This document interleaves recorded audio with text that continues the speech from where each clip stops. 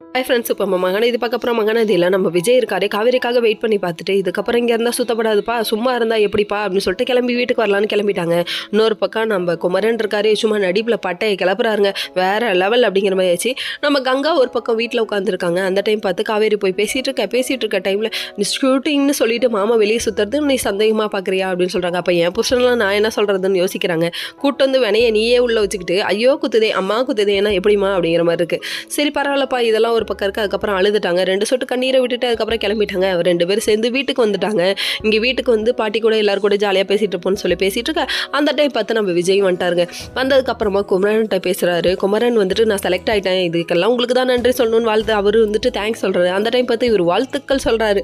வாழ்த்துக்கள் சொன்ன கையோட ஹாப்பியாக இருங்க அப்படின்னு சொல்லிட்டு சகலையும் பேசிட்டு மேலே வீட்டுக்கு வராங்கங்க. வந்ததுக்கப்புறமா என்னடா அண்ணன் காவேரி வரலேன்னு வெயிட் பண்ணிட்டு இருக்காரு. அந்த டைம் பார்த்து நம்ம காவேரி இருக்காங்களே அப்படியே பொறுமையாக மெல்ல மெல்ல நடந்து வராங்க. அப்பா பார்க்கணுமே மெல்ல நடமே நீ என்னாகும் இந்த பாட்டை போட்டு விட்டாங்க. அதுக்கப்புறம் பார்த்தீங்கன்னா இன்னொரு பக்கம் நம்ம கங்காவுக்கு அங்கே வயிறு எரியுது. எதுக்குமா வயிறு எரியுது, கண்ணு தெரியுதாடா நீ இன்னொரு பொண்ணு கூடயாடா ரீல்ஸ் பண்ணுற அப்படிங்கிற மாதிரி ஆயிடுச்சுங்க. தேவையா குமார் வீட்டுக்கு போனால் வச்சு செய்வாங்களே அப்படிங்கிற மாதிரி ஆயிடுச்சு. பாவம் நம்ம குமாரன் மாட்டிக்கிட்டு முழிக்க போகிறாரு. இது தெரியாமல் இவர் பைக்கில் வந்து வீட்டுக்குள்ளே இறங்குறாரு. ஐயோ போச்சுப்பா அப்படிங்கிற மாதிரி இருக்குது. சரி பார்ப்போம், வெயிட் பண்ணி பார்ப்போம். இன்னொரு பக்கம் நம்ம காவேரியை சமாதானம் பண்ணுறதுக்காக நம்ம விஜய் இருக்காரு, பேசி பார்க்குறாரு.